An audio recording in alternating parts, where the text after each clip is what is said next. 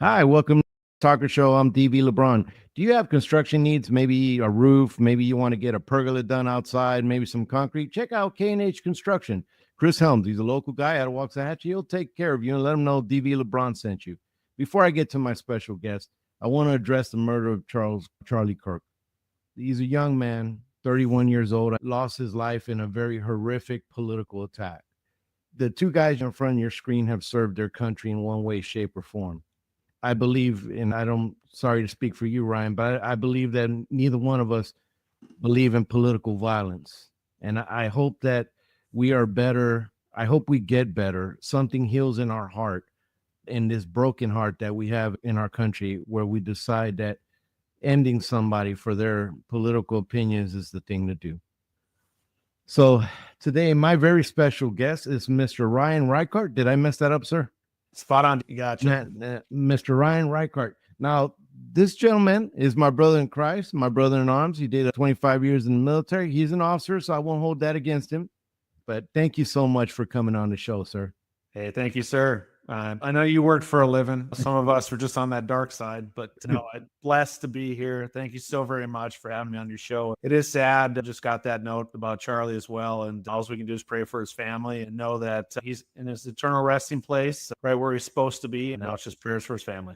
I know that he's a believer, and he was very vocal about his faith. So I know to be absent in the body is to be present in the Lord. And I know he's right there with Jesus. But his poor little girls have to grow up without a dad. But sir, you've been through a gambit. I believe that veterans have stories to tell and things that they've gone through and resilience. And I love having those stories on the show. You're no different. You went through the trials of coming back and trying to adapt to civilian life and stuff. But before we get into all that, can you give a quick bio and we'll just... Yeah, absolutely. Ryan T. Reichert, circa 1978 out of Hoople, North Dakota, Tatertown, USA. So about 350 person village in the Southern Canadian, maybe at times. But yeah, I grew up in a small town, cut my teeth into drugs and alcohol in high school, post a knee injury. Went to the University of North Dakota, joined the Army, got an ROTC scholarship about halfway through. So thank you for all those taxpayers out there. Uncle Sam got me out the door and paid for half my college. Went on a 23-year journey. I was in the infantry, airborne ranger, and retired as lieutenant colonel in 2022. It took 17 months for me to come off the rails completely in civilian life, gained 50 pounds. Had quite the bourbon and beer escapades. I washed down my prescription drugs that I was definitely fighting PTSD and suicidal ideation and insomnia. All those years of being downrange in Afghanistan, Iraq, and Saudi Arabia, some multiple deployments. And I sobered up. Last drink was the 26th of November, 2023. Congratulations, my first meeting the next day. And I've been sober ever since. So the 27th of November, 23. It's my birth date. And this past spring, I was reborn completely when I was rebaptized. The last 21 months has been such an amazing spiritual journey, truly being blessed in my sobriety and newfound faith. I was born Catholic, raised Catholic, however you want to look at it, and married into the Lutheran Protestant faith side of things. And now I just follow JC wherever he's going to lead. So it's been quite the experience. And I didn't have the same experience as you. I did have my experiences. They're just different. But the trauma and the stuff that you go through, and Army, Rangers, even an officer, you have a lot of people under you. And when they get killed, you feel that. When you're out there, that you feel that. And so there's a lot of things that, I could never understand. I just know it's pain. And you get out and you get into the business world. You start rocking around the business world. So what started happening there? How did that? I left that part out. So I had a real cushy Fortune 500 job. I ran the risk management division for the company. It's a great way to cut your teeth. The only problem is it's the team aspect of things not the same as leaving the military. And so the 20 odd person team that we had was a dog eat dog mentality. And I really struggled with that. I think over time and space, and I made a lot of money, but this God-sized hole I had right about here, all that money didn't fill it up. All the material things that we bought a big retirement house. We had all the toys. The kids probably enjoyed all the trips and things like that. But I was lost and just running from everything. The whole fear statement, right? Forget everything and run. I was absolutely doing that. And today it's all about facing everything and rising. It was just tough. I had a few buddies or whatever at work, but I just never could really find that cohesive, purpose-driven side of life. And today that's what I'm all about, giving back at church. I teach the sixth grade boys at Eagle Brook Church on Wednesday nights. When I look at them, these little sixth graders, I was in sixth grade when I started drinking, and these little guys, they're worried about, half of them go to the Christian Academy up the street, and they're pretty good kids and stay out of trouble. And the ones that go to public school, nothing against it. I'm public school, born and raised in North Dakota. I'm a troublemaker kind of thing. And so we have those as well. Looking forward to getting kicked off here in a couple Wednesdays in the future, start teaching them again. It was, for me, it was basements in New York. It was hunger. It was gangs in California. It was judge saying, hey, you need to do something really drastic in your life. And when I show her the enlistment contract, she said, that's pretty drastic. There's different people that came along the way in different circumstances. But that's where you had money, you had all this stuff. When did it start? Like a lot of veterans too, you were looking for the camaraderie. I ended up getting into law enforcement and kind of found a little bit of it, but it's not the same. So when did the turn south start? I think the turn south for me really started, I had a Achilles injury in 2011. So I was about halfway through my career. It was post-operating time. I had about like 10 years in roughly, and I was in a staff position when it happened. And nothing sexy. I blew it out playing racquetball with a couple of guys, a couple of NCOs. And I had ACL reconstruction in high school. The Achilles, a whole nother monster, just completely 1,000% worse. They prescribed Oxy after I came out of it. I had about 6 months of addiction with that. I think after that point, I almost took on maybe a victim mentality a little bit. I was like, woe is me. I'll never be 100% ever again physically. I was an ultra marathon runner.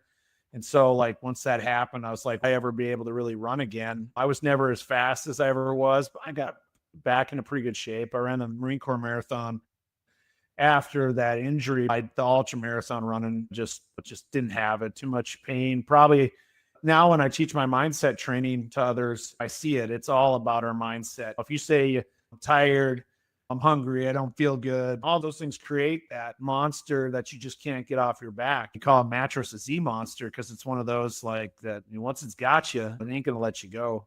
And so I've been working on that a number of months now. I have a bunch of tools and practices that I utilize.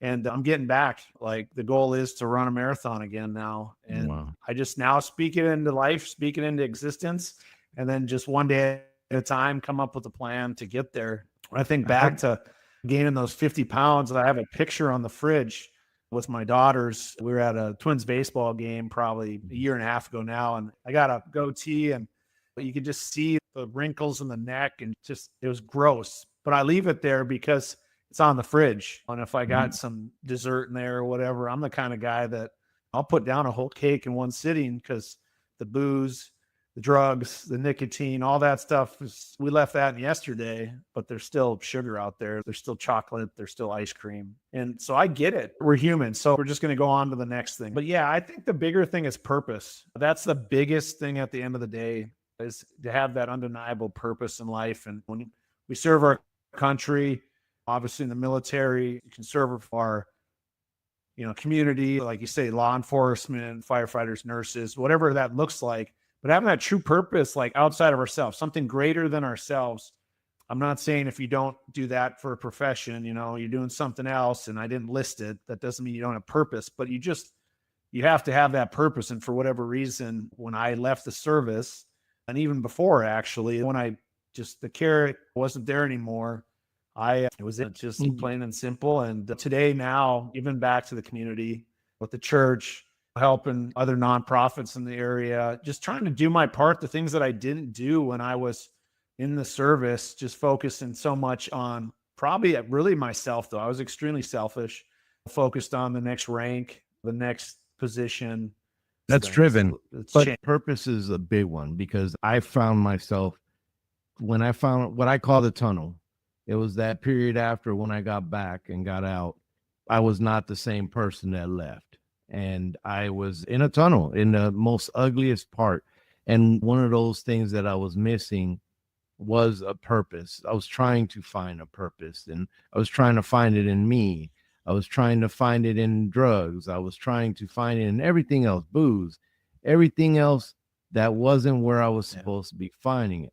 Now, for me and you, obviously, for me and you, it was God. It was God that once God really, and I actually got saved on the back of the USS Peleliu in '99, I believe it was, but I wasn't flying, especially when I got back. I rededicated myself to my faith about 8 years ago. Everything changed. I got out of that tunnel. Now, brothers and sisters, if you're hurting, if you feel like you can't go on or whatever, please get help. Find your purpose. It doesn't matter where you find it. I would love for you to find it in Jesus, because I tried everything else and didn't feel it, but that might not be for you. Find purpose. Do not quit. And I always say that on the shows, do not quit. But you found your purpose. Talk to me about that. Yeah, I mean, it was terrible, right? I say I didn't become a man until I was like 45 years old. And what I mean by that is I was a little boy just lying about everything, the lustfulness that I had towards other women, going to strip clubs. I have two, not little girls anymore. They're 17 and 19. They're independent young women at this point, and so proud of them. The things that they've done the last 2 years, roughly, with what their mother and myself have gone through or put them through to see where they're at today. I'm so proud of them. But yeah, in the wake of it all, I broke up a 25-year relationship with my former spouse. The girls obviously had to see their hero father that they believed was G.I. Joe X, Y, and Z, like obviously burn it all to the ground. This life that they probably thought would be Christmases and Thanksgivings and everything else with their best friends and the families and so on and so forth, lit it up on fire with as much gasoline and matches as you could think of. Financially, walking away from, I don't know how many hundreds of thousands, if not early millions of dollars of debt, just buying the big houses, the fancy cars, the boats, the trips, all that. When the profit sharing comes around in the spring, that'll knock out a good chunk of it. And it did a couple of years I was there, but it's, man, you just want to talk about running from it all. And yeah, finally, like I said, I told the truth, and it's amazing. You raise your right hand and say, "So help me God." And he literally is lightning bolt out of the sky. I got you now. All you have to do is just tell the truth every day moving forward, and I'll take care of you. And yeah, it's wild how just simple that is. And it's scary at times. It didn't happen overnight in the sense of I could just get up and like, boom. But I did start taking full accountability and responsibility for all my actions. And yeah, That's a big one. it comes at a cost, right? Like sit down, you see your previous 25 years all on paper, and then you're sitting there dividing it all out and going, huh, that's what that was all about. And today money means nothing because I know that there's only one thing that fills that hole, and that is God for me. No, and you know what? No matter what I did, I could never satisfy the hole in my chest. It was never ever satisfied. It didn't matter what I did. It was never gonna be satisfied until Christ. I just couldn't feel it. I couldn't feel it. Now you saw 25 years go away. You went through some stuff in there. When was that moment that you say, God, I need you? This is it. When did that happen? Yeah, it's weird from the side of I just think about the moment, the 24th of November. I was on Match.com talking to a number of different women, like on the phone or text message or whatever. No proud moment here whatsoever. But I was on the phone talking to one of them, and I was walking the dogs. And I was on an extended walk kind of thing. And I was in the garage. I was still on the phone. And Michelle, my former spouse, opened the door and looked me dead in the eye. And I'm probably like deer in the headlights. And who are you talking to?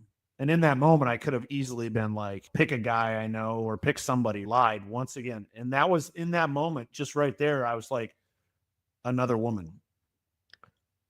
Oh, And obviously she slammed the door, started crying, and youngest daughter was in the house, and she heard all of this and came down and was obviously what's wrong. Shock from it all, not knowing where it's going to end up, see where we go on the other. Just knew that I don't know what's going to happen. Moving forward, I just kept telling the truth. If someone asks a question, I just say, this is what reality is. The crazy thing was, like, 2 days later, I didn't know it would be my last drink, and it was. Moving on from there, I committed the physical act of adultery 2 days later after telling her the truth. But you were gone long before that. No, if we were to rewind or whatever, I don't know specifically when it was. I remember probably 7 months prior, boys trip to Vegas. So we'd go to NASCAR. I went to the Spearmint Rhino strip club, spent the whole night there, kind of thing. Michelle knew that. We had live 360 on all of us in the house, and she said, "You spent 8 hours at the strip club. What'd you do?" I was like, "Got a lap dance," and hung out there till the sun came up. And yeah, I don't know specifically when, what, where, all of it. Yeah. It was just one too many days of living a lie and not following the creator of creation. And that's the weird thing about it, because at times when I look at life, I think back to Ranger School, and I think we'd go to service because you get like a slice of bread for communion. So that was always nice to get a few more calories. But it was also just that spirituality of singing and being the light pumped inside you. But wherever the darkness came and went over the years, between losing a couple of best friends, so the survivor's guilt still there today, but it's unbelievable when you ask him to remove it now. Like, at least it's a heck of a lot less than it ever was. And so it is true that if you ask and repent and truly change from your wicked ways, it's really interesting how he will carry it. Because I was carrying me. There's moments certainly of suicide stuff and everything else. Got the puppy here. May's like, "I want to be on the show." It's okay. No, suicide, unfortunately, that was something that I also dealt with. I never wanted to hurt another soul again. So it was never going to be that, but I hated myself. Yeah. And I definitely did not like who I was and where I was at. And I too caused a lot of destruction in my marriage. It's only through the grace of God that I'm still married. Yeah.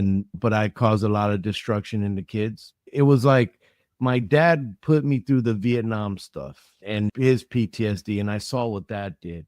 So I went ahead and decided to go ahead and put my PTSD to my kids. And it's I know God has forgiven me, but to me, that part to me, I'm still having a hard time forgiving myself for putting my kids through that. So now you look at your kids and they're older. Talk to me about that relationship now that Christ has changed you. Yeah, that's a double-edged sword. From the side of it is where they see, I don't know how to explain it. We went through this whole tumultuous up and down period of everything. About a month after I sobered up, I got kicked out of the house. And finally, it was just like, enough's enough. Yeah, you're sober. That's great. But you're still doing things that probably aren't specifically ideal. We didn't go to counseling or therapy or everything. It was time for us just to move on and see what happens. And so in all of that, I think we had the stretch of the kids, you're coming out of the fog of it all. And I just focused on myself, of trying to get healthy and work a program that worked for me. It was dark. I moved into a 2-bedroom apartment about a year and change ago, hoping that my youngest daughter would live with me post-divorce and everything. And that didn't come to fruition. This office here turned into the podcast studio, the writing desk. Buddy gave me this little pull-out couch. So if I have family visiting, I give them my room and I sleep in here, and it works. But getting back to the kids is where I didn't realize I wanted to reconcile with their mother last May when our oldest, Laura, was graduating high school and getting ready to go to college. And by the grace of God, he's, "No, that's not what's going to happen. You guys aren't going to get back together." And realizing that at that time, that would be the last time that I would see my youngest daughter one-on-one for 15 months. We saw each other at public events at school about once a quarter, and was there for prom pictures this past spring. But she just, whatever happened, anger or whatever she was wanting to do, or she lived with her mother, and she still lives with her mother 100% of the time. But we had our first meeting together this past Sunday, so just a couple days ago, in 15 months, first, like, individual, just her and I.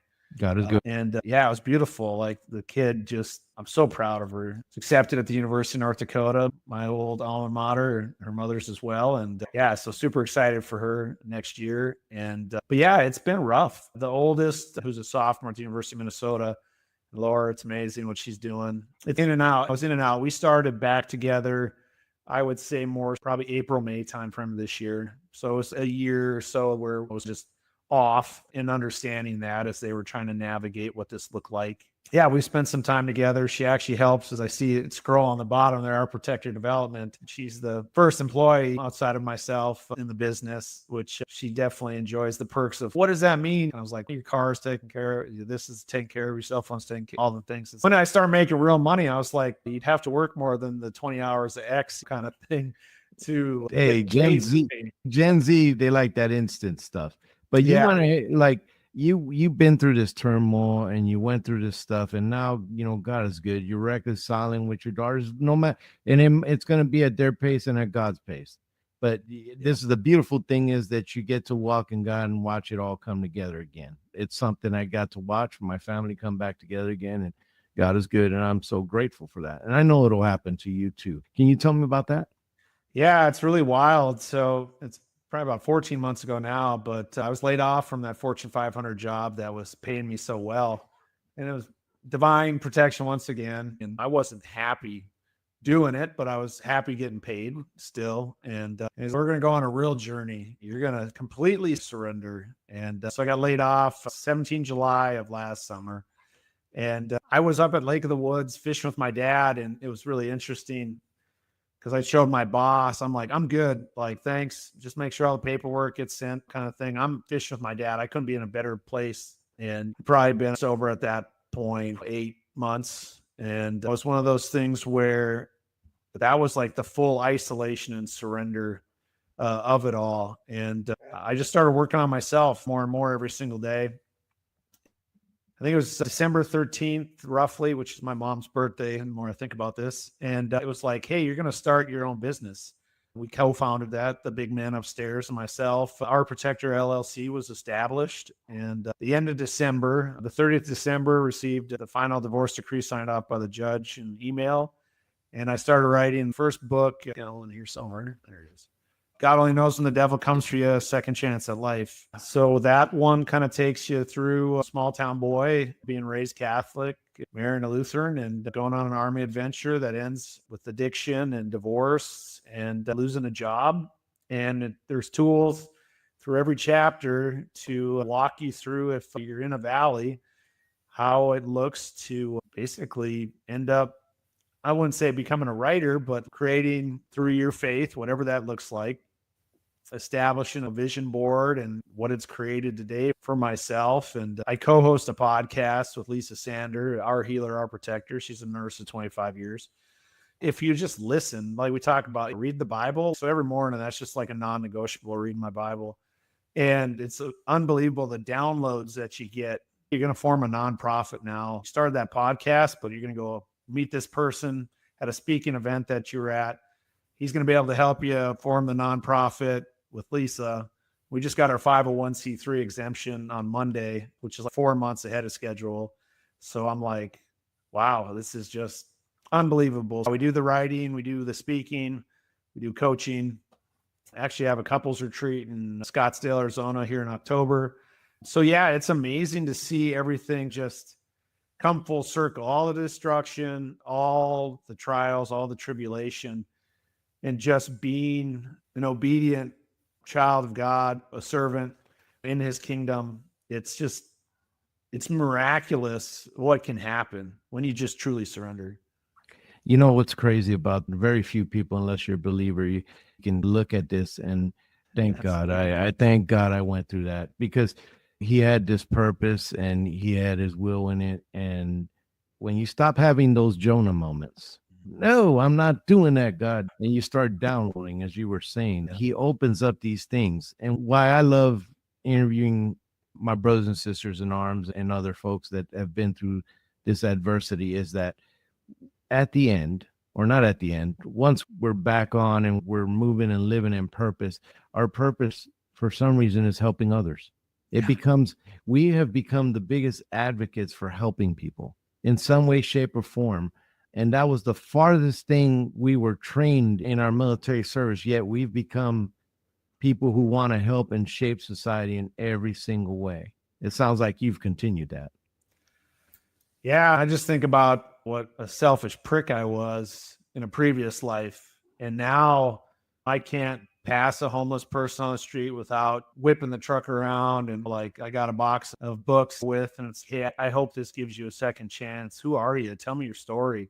Here's a little bit of, get this nonprofit off the ground. And I know others will start piling on, and we can bring a soup kitchen around or something, like, just because I just know that, get emotional here a little bit. When I see my dad, he's a Vietnam veteran, 40 years of sobriety, and without the systems that are in place, he would certainly be there on the streets. And that's all I want to do today is help protect those that can't protect themselves and heal those who just want somebody to love them.